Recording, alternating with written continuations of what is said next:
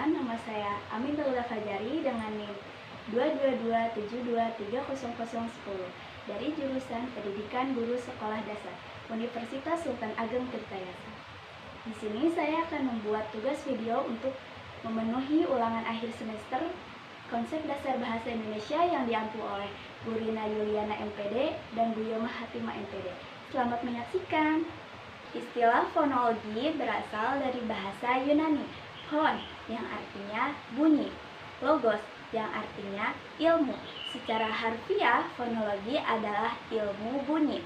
Fonologi merupakan bagian dari ilmu bahasa yang mengkaji bunyi, baik yang diucapkan maupun yang masih dalam pikiran.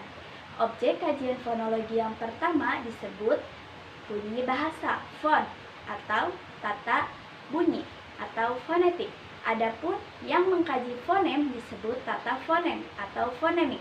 Dengan demikian dapat disimpulkan bahwa fonologi adalah cabang ilmu bahasa atau linguistik yang mengkaji dan mendeskripsikan bunyi-bunyi bahasa, proses terbentuknya, dan perubahannya.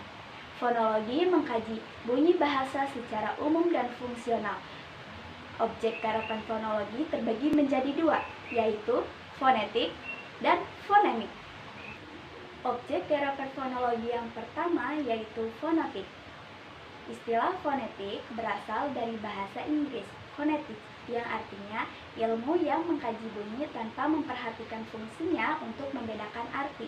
Menurut Sudaryanto, fonetik adalah ilmu bunyi bahasa dilihat dari sudut ucapan. Dengan demikian dapat disimpulkan bahwa fonetik merupakan cabang ilmu bahasa yang mengkaji dan mendeskripsikan bunyi bahasa dari sudut ucapan, bagaimana cara membentuknya sehingga menjadi getaran udara dan dapat diterima oleh pendengaran.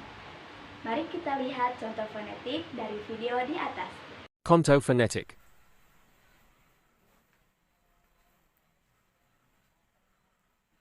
Kayaknya aku harus cari tahu deh.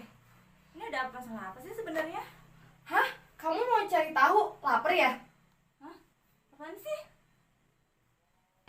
Tahu atau tahu. Nah, seru kan antara tahu dengan tahu? Mana yang salah dan mana yang benar? Fonemik adalah ilmu yang mempelajari fungsi bunyi bahasa sebagai pembeda makna. Setiap kata atau kalimat yang diucapkan manusia berupa runtutan bunyi bahasa. Pengubahan suatu bunyi bahasa dalam deretan itu dapat mengakibatkan perubahan makna. Perubahan makna yang dimaksud bisa berganti makna atau kehilangan makna. Mari kita lihat contoh fonemik dalam video di atas. Contoh phonetic. Ya, Ada apa ya? ada buahan apel namanya. Ya. Ada apel, ada apel. Nah, jadi yang betul yang mana? Antara apel atau apel? Sebelumnya, saya punya dua kalimat yang lebih seru nih.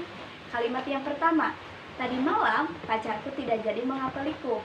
Kalimat yang kedua, kali ini kok buah apel yang saya beli sedikit asam ya? Nah, jadi itu yang mana? Kok itu kayak kebalik ya? Antara apel dengan apel.